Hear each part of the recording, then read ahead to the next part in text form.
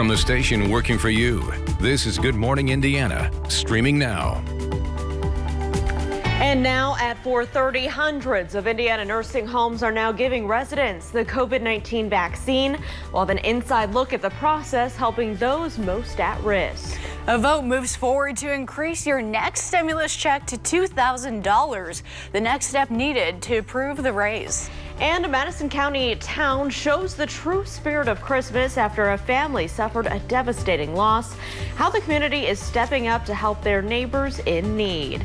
First here at 4:30, I want to thank you for joining our team on Good Morning Indiana on this Tuesday. I'm Lauren Casey. Megan, good morning to you. Good morning. And of course, we have Todd Clausen here with us. And Todd, wow, what a forecast we have coming up. Some cold weather there. You know, it's just fitting, I think, that we're going to end 2020 here with some rain, some snow, maybe some freezing rain, and temperatures that are just going to be up and down. This morning, though, the temperatures are in a downward direction as we're sitting in the teens and 20s. These are actual temperatures, not wind chills, and we're down to 19 in Peru, 28 in Bloomington, where there's still a little bit of lingering cloud cover, 21 in Indy, and 23 is the current temperature over in the Muncie area. Beautiful shot here of downtown Indianapolis, looking off towards the west, and you can see yesterday we had the solid overcast sky, so you can see there's some breaks out there here this morning, and then the satellite picture confirms that from Indianapolis to the north. But as we expand out, you notice this storm system off to our west.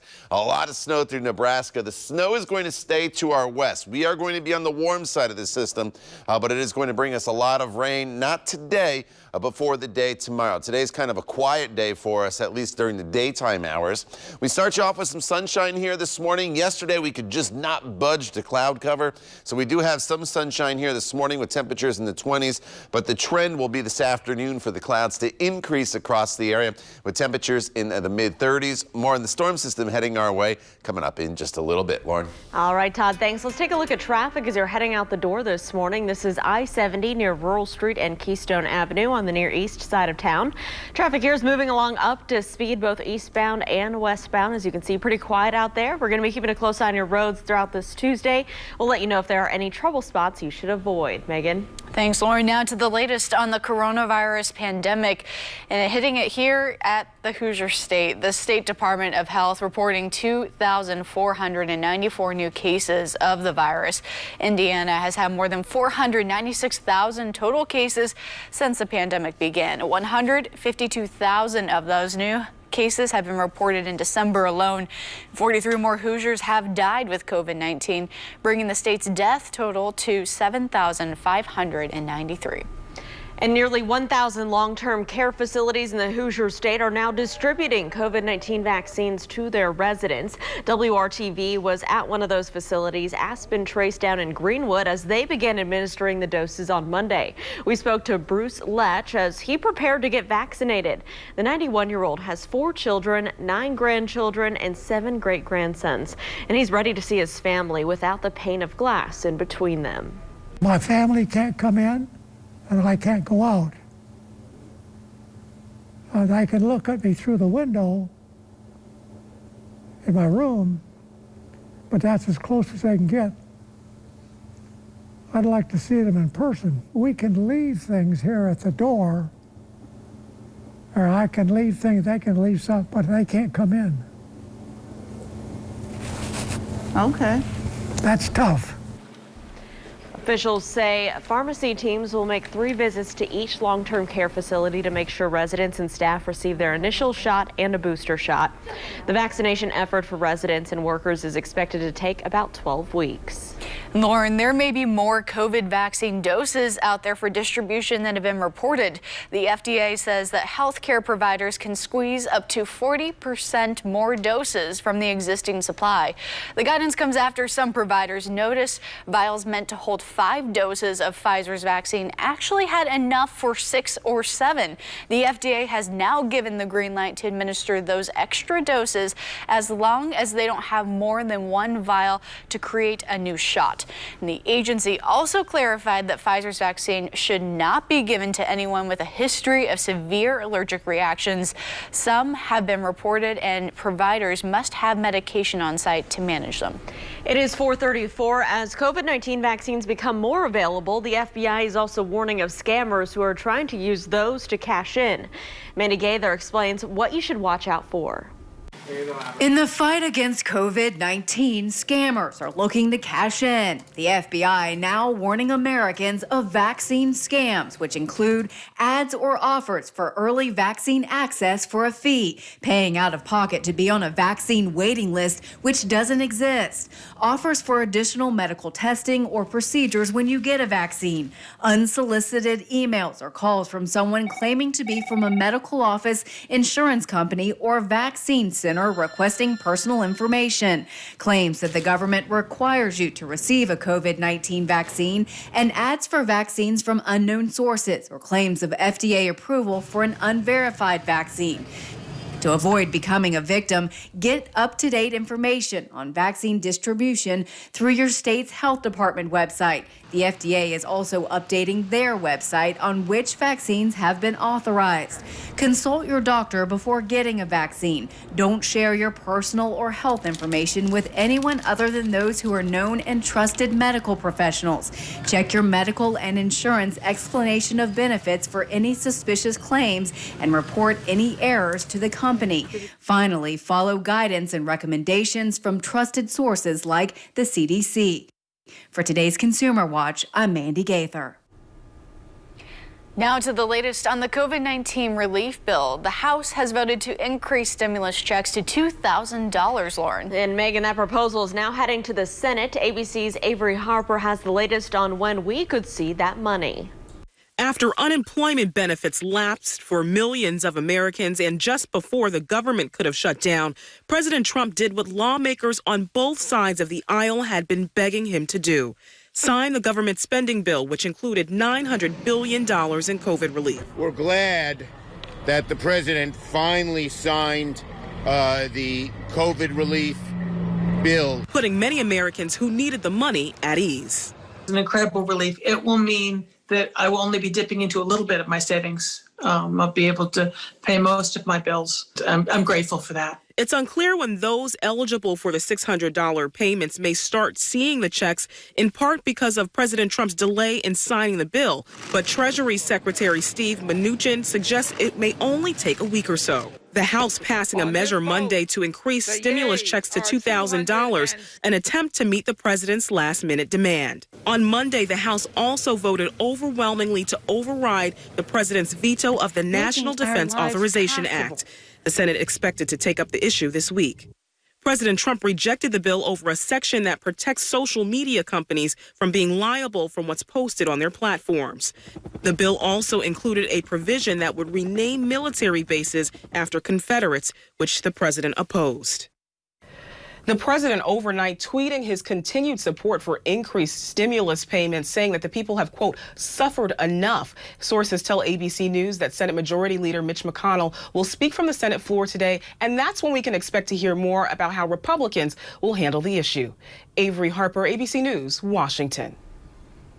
Well, here at 438, the community is stepping up to help a Madison County family with 3 young girls after a fire on Christmas Eve just destroyed their home.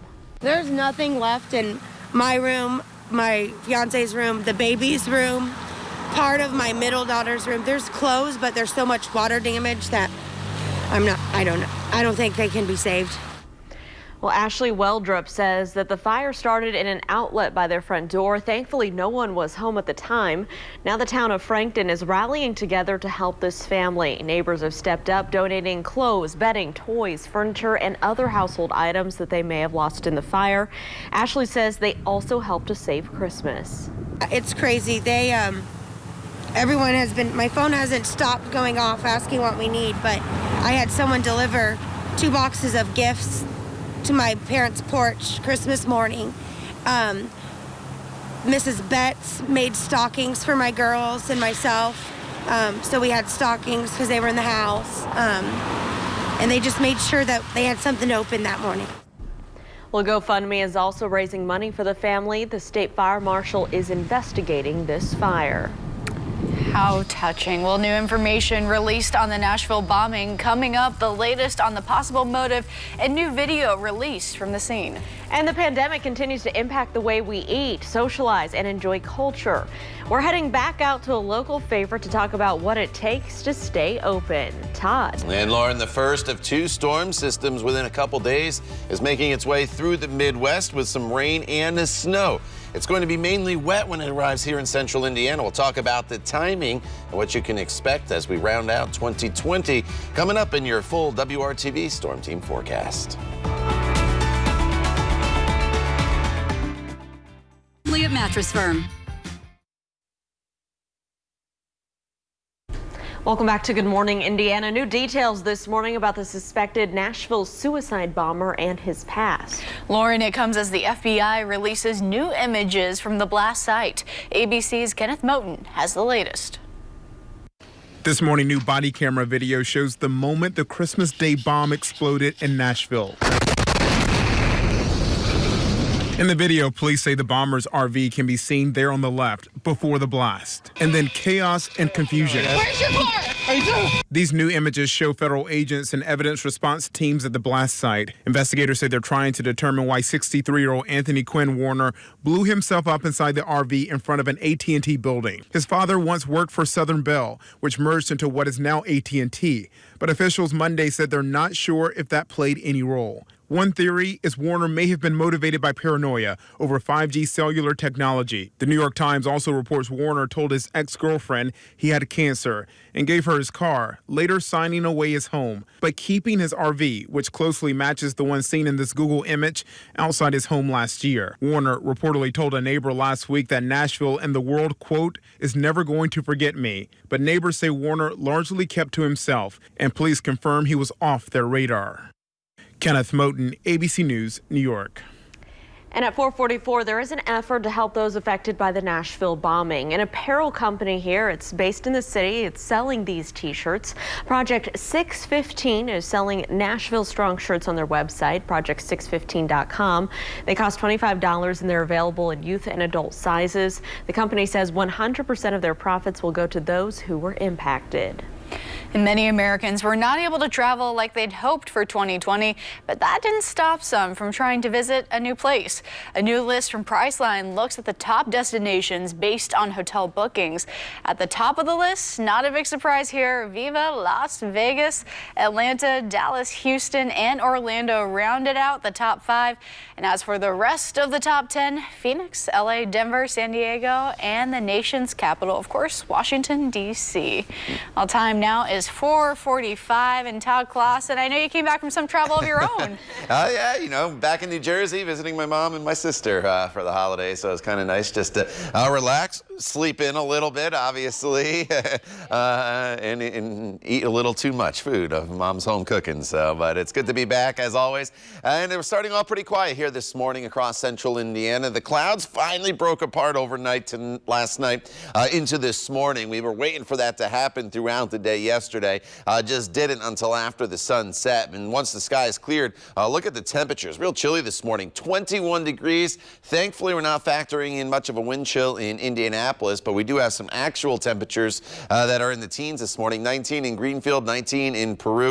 A little more in the way of cloud cover still here in southern locations, so your temperatures are still in the mid to upper 20s in Bloomington as well as Bedford, Richmond. You're at 21. I'll show you the wind chill values here, but again, the only areas where you take some degrees off the thermometer for the real field temperature is to the north, where it feels like 12 right now in Peru. 17 is what it feels like in Muncie. Here's how your day breaks down for you hour by hour on this Tuesday. We're in the 20s throughout the morning hour, so even with some sunshine to start, we are going to see our temperatures just slowly climb. Sunrise not until after 8 o'clock this morning, so we really don't build in any warmth until after the sun comes up. And then the clouds will increase this afternoon with temperatures that will be climbing up up into the mid-30s. You see the clear skies from Indy to the north. The clouds are to the south, but the storm system that we're watching, this is the first of 2 storms that will be impacting the area through the mid to latter half of the week. This one is going to pass to our west, and that's key because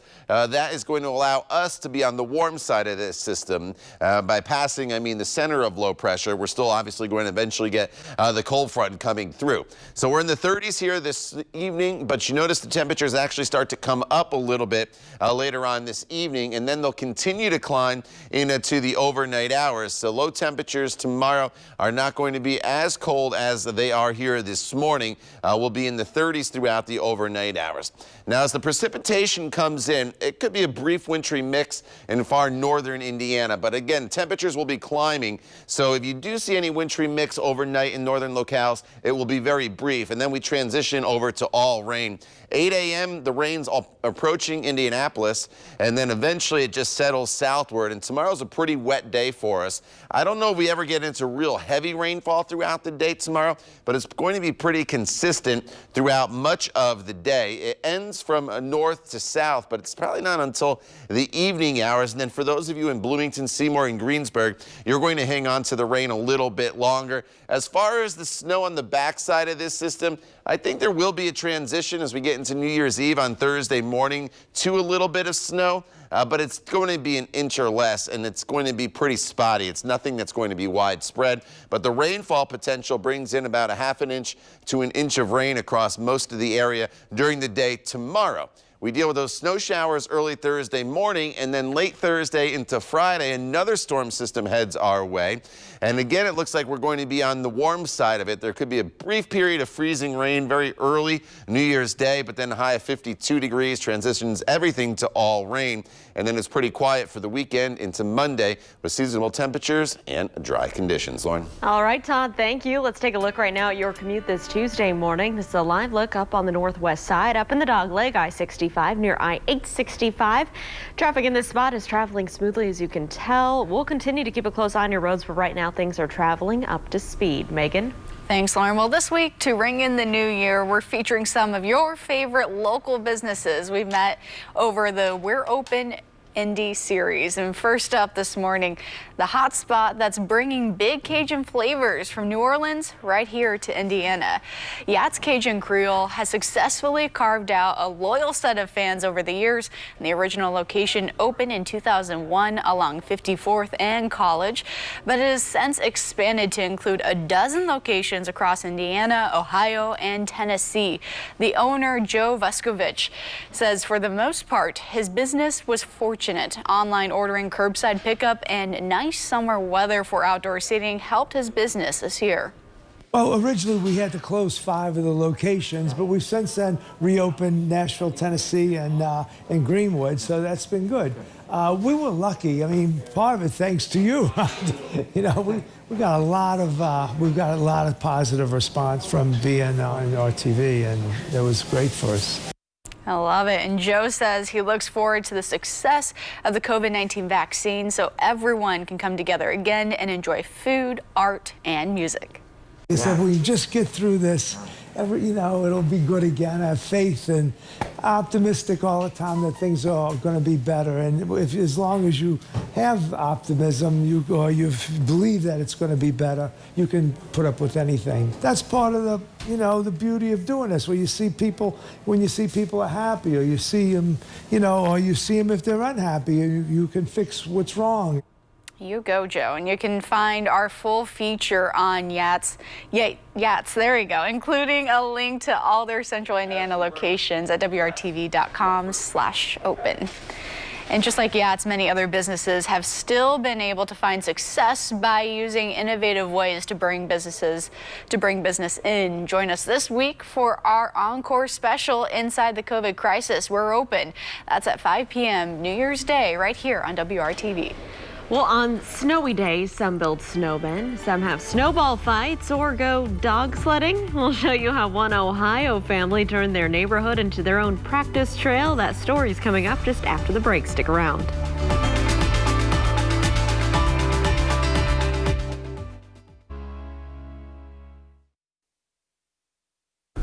Welcome back to Good Morning Indiana. This year, Megan, many people in the Midwest were able to enjoy a white Christmas. Oh yeah, and while most people were out with shovels and snow blowers, a mother-daughter duo in Ohio were out there with dogs. Take a look at this. Amy Oniak and her daughter Ellie had been participating in sled dog races for years. And when they woke up to a white Christmas, they decided to make the best of it by enjoying a ride in the streets of their neighborhood outside of Cleveland.